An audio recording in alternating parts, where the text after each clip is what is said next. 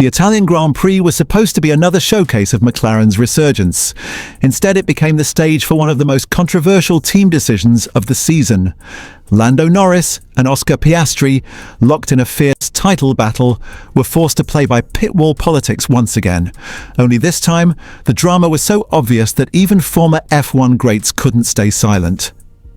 A slow pit stop, a questionable order, and a decision that reversed the natural course of the race. Suddenly, whispers of favoritism and manipulation began swirling. What seemed like a small mistake is now being called a deliberate act to protect one driver's chances over the other. And if you think this is just another team order controversy, think again. This one cuts deeper. Before we unravel what's really going on, make sure you subscribe, because the truth behind McLaren's Monza call could change how we see this entire championship fight. At first glance, the Italian Grand Prix looked like a straightforward story. Max Verstappen once again delivered a clinical drive, while McLaren's two young stars, Oscar Piastri and Lando Norris, rounded off the podium. But as always in Formula One, the devil is in the details, and at Monza, those details revealed something far darker.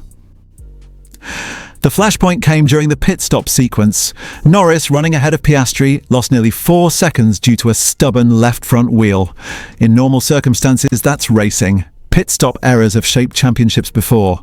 From Ferrari's infamous unsafe releases to Mercedes' mistimed tyre calls, mistakes are part of the brutal unpredictability of F1. But what followed at McLaren was not unpredictable, it was deliberate. The team ordered Piastri to relinquish the position back to Norris, a move justified by Andrea Stella, the team principal, as an act of fairness. Norris, after all, had qualified ahead and had been running in front until the team's mistake dropped him behind.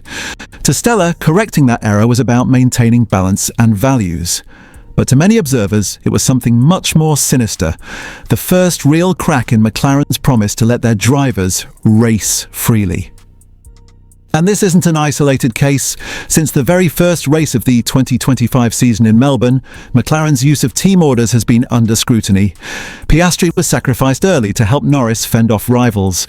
In Hungary last year, a similar drama unfolded when Norris undercut Piastri and resisted giving the place back until the very last laps. The tension has been simmering for more than a season, and at Monza, it boiled over. David Coulthard was blunt in his criticism, calling McLaren's actions manipulative and unfair. Gunther Steiner, always a straight talker, warned of unnecessary risks that could fracture the unity of the team. Even Toto Wolff, with his deep scars from managing the Hamilton-Rosberg rivalry, hinted at a dangerous precedent. What if another mistake happens? Do you just keep swapping positions endlessly? What Wolff is really pointing at is the slippery slope of favoritism. Once you start interfering with natural race order, you create doubt. And in Formula One, doubt spreads like wildfire. Piastri himself seemed to sense that unease. His radio message was short but telling. "We said a slow pit stop was part of racing, so I don't really get what's changed here."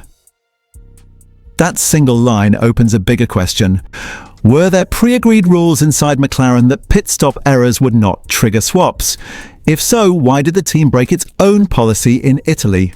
And if not, why was Piastri led to believe otherwise? These inconsistencies fuel the narrative that McLaren's leadership may be bending their rules when it suits one driver over the other. For Piastri, this is a dangerous dynamic. On one hand, his calm compliance paints him as the ultimate professional, a driver who values team harmony over personal ego. In an era where drivers are often aggressive and confrontational on the radio, Piastri's composure stands out.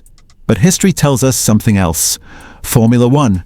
Champions are not remembered for their obedience. Lewis Hamilton clashed with Nico Rosberg, refusing to give an inch. Max Verstappen never once entertained the idea of moving aside for a teammate, even in his rookie seasons. Fernando Alonso's career is practically built on defiance. Even Ayrton Senna's legendary status came from his uncompromising will to win, no matter who stood in the way. The common thread: ruthlessness.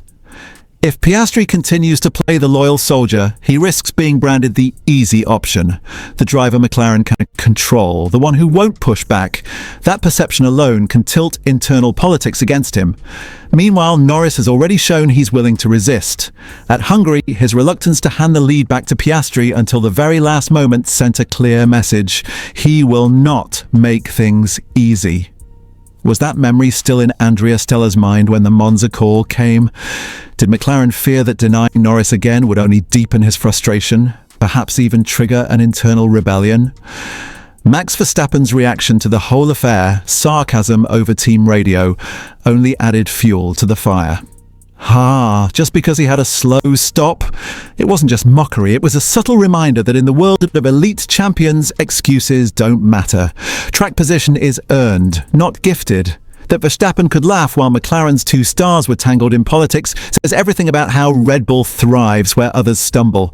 They pick a clear direction, and they never hesitate.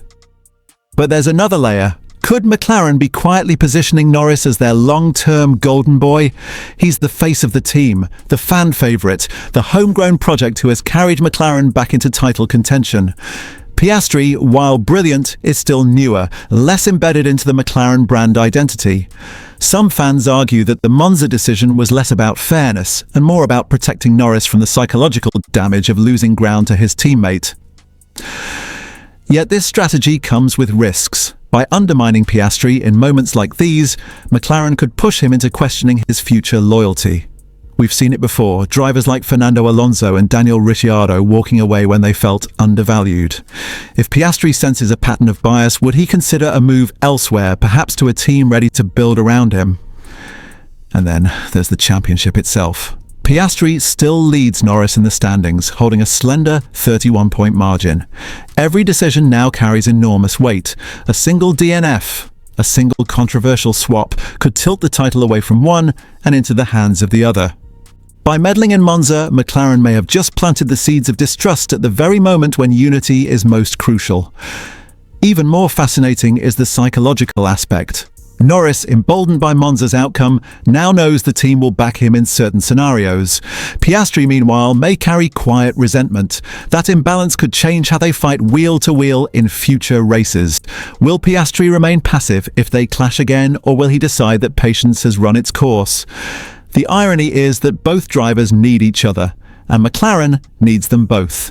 But in Formula One, harmony rarely survives when 2 drivers are fighting for the same prize. One will emerge stronger, one will feel betrayed, and the team will be left to pick up the pieces.